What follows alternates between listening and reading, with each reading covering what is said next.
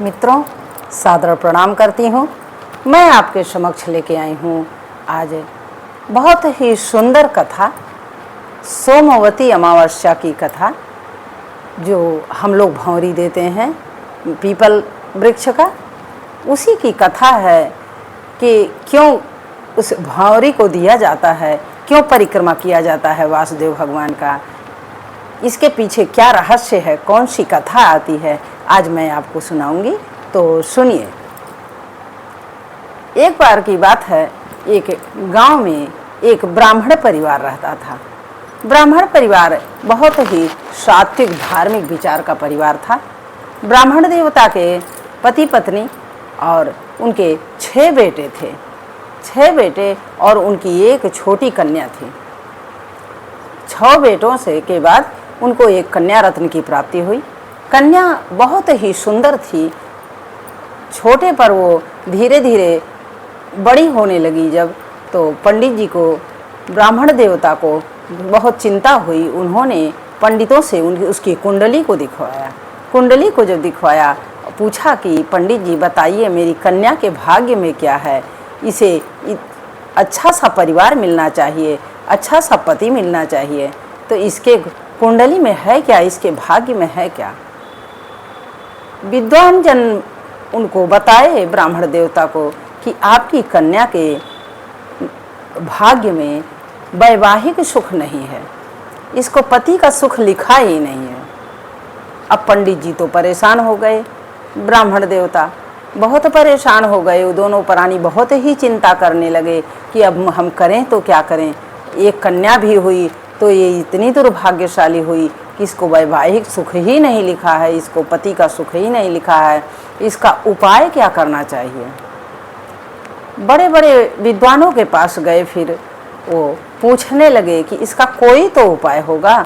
ऋषि महर्षियों से उन्होंने पूछा कि हे प्रभु, हे ऋषि महर्षि, ये बताइए इसका कोई तो उपाय होगा।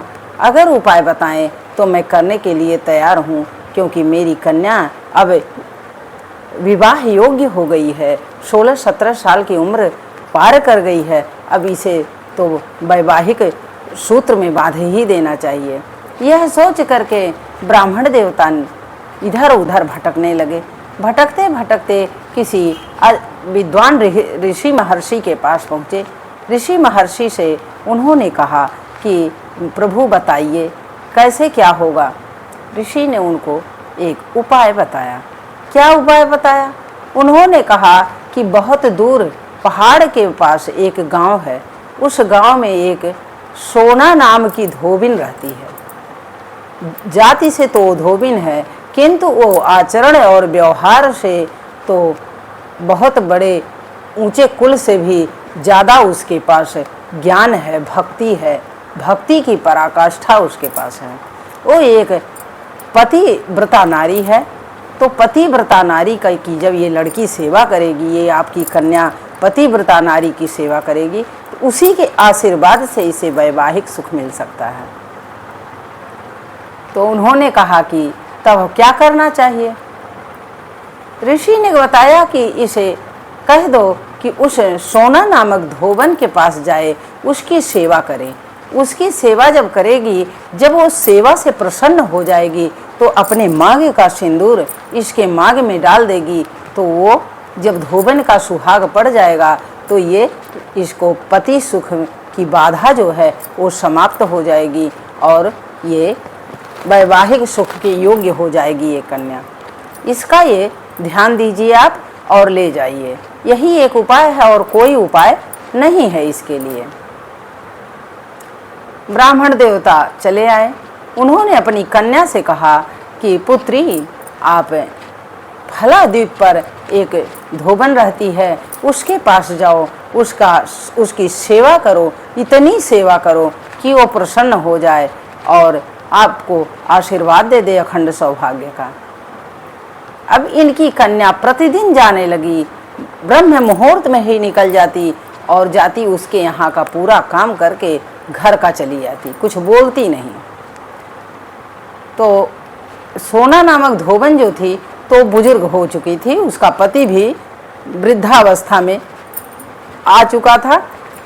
अब उसके भी परिवार थे, बहू थी, बेटी थी। तो ये रात्रि में ही जाती और सारा कार्य करके चली आती। एक दिन सोना धोबन ने कहा अपनी बहू से कि बहू क्या बात है, आजकल तो तुम बहुत ही जल्दी उठ जाती हो, शीघ्र उठ जाती हो और सारे घर के कार्य हो जाते हैं, हमें पता ही नहीं चलते, ऐसा तो कभी नहीं होता था। उसने कहा कि माँ जी मुझे भी नहीं पता कि कैसे कार्य हो जाते हैं, मैं तो आपसे पूछने वाली थी कि माँ जी आप वृद्धावस्था में क्यों काम करती हैं, हम लोग हैं ना, हम लोग सारे कार्यभार संभाले हुए हैं, करेंगे, आप मत करिए, ये मैं कहने वाली थी, आपने तो स्वयं ही इस बात को कह दिया। धोबन ने कहा नहीं, मैं नहीं करती किसी दिन, पता नहीं कौन कर जाता है। उसने कहा कि एक दिन देखा जाए कि कौन इस कार्य को कर देता है। एक दिन वो रात्रि भर जागरण करती हैं दोनों, सास और बहू। देखती क्या है कि अर्धरात्रि के बाद शीघ्र ही आ जाती है कन्या और जा कर के सारे कार्य इनके घर के कर देती है, भोजन का इंतजाम कर देती है और जब सारे कार्य हो जाते हैं वो धीरे से निकल जाती है अपने घर में। कोई भी इसका हानि नहीं होने देती, इसके घर की कोई क्षति नहीं होती, कोई सामान इधर से उधर नहीं होता, बहुत ही प्रसन्नता पूर्वक सेवा करती। यही रोज का प्रक्रिया था। इन लोगों ने जागरण करके देखा, उसके बाद उस कन्या के पैर पकड़ लिए। कन्या का पैर पकड़ लिया सोना धोबन ने, कहा कि बेटी ये क्या कर रही हो, क्यों हमें कर्ज कर रही हो, हमारे घर का कार्य क्यों आप करने आती हो, मत आओ, मुझे आवश्यकता नहीं है आपकी। उसने कहा हे माता, मैं अपने स्वार्थवश आई हूँ। कहा क्या स्वार्थ है? उसने कहा कि स्वार्थ यही है कि मेरे कुंडली में, मेरे भाग्य में वैधव्य योग है, सौभाग्य योग नहीं है। तो ऋषि महर्षि ने बताया कि अगर आप अपना सुहाग मुझे दे दोगी तो मेरा यह योग मिट जाएगा, मैं सौभाग्यशाली हो जाऊंगी। धोबन ने कहा बेटी मैं तो तुम्हारे कार्य से अति प्रसन्न हूँ, मैं तुम्हें अपना सुहाग दे देती हूँ, किंतु जैसे ही सुहाग दे दूंगी मेरे पति की आयु क्षीण हो जाएगी।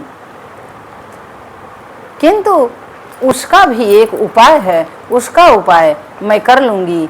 आज ही अमावस्या जो है सोमवार को पड़ रहा है, तो सोमवार को जब अमावस्या पड़ता है तो उस दिन वासुदेव भगवान पीपल वृक्ष की परिक्रमा करने से और सुहाग का सामान दान देने से 108 बार परिक्रमा अगर हम कर लेते हैं, सुहाग का सामान सहित दान कर देते हैं, भगवान विष्णु के से करबद्ध प्रार्थना करते हैं, नाम जपते हैं कि हे प्रभु मेरे सौभाग्य को बढ़ाएं, मेरे पति के उम्र को बढ़ाएं, तो भगवान वह प्रार्थना स्वीकार कर लेते हैं और हमारा सौभाग्य अटल हो जाता है।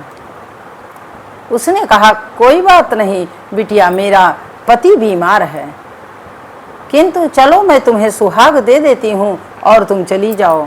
जैसे ही वो सुहाग देती है उसका पति विक्षिप्त हो जाता है, बेहोश हो जाता है और उसकी आयु क्षीण हो जाती है। किंतु उसी दिन सोमवार था और सोमवार की अमावस्या का तिथि था। उसने न खाया, न पिया, न जल ग्रहण किया और सुहाग देने के बाद गई और पीपल देवता के पास परिक्रमा किया, सारा प्रार्थना किया भगवान का। प्रार्थना करने के बाद जब घर में आती है उसका पति राम राम कह के बैठा हुआ है और सुहाग उसका बढ़ गया। तो धोबन ने ये बताया कि यही सबसे बड़ा उपाय है अपने अखंड सौभाग्य को बनाने का। तो ये हम सभी बहनों को ये करना चाहिए, इससे पति की आयु की रक्षा होती है और आपके सुहाग की रक्षा होती है। तो अपने सौभाग्य को बढ़ाने के लिए, अपने सुहाग सुख को बढ़ाने के लिए बहनें सोमवारी अमावस्या की भांवर विष्णु भगवान का नाम लेकर जरूर दें। इसका बहुत ही अभीष्ट फल है, इसका लाभ आपको मिलेगा और लाभ के लाभार्थी बने। तो जय श्री हरि।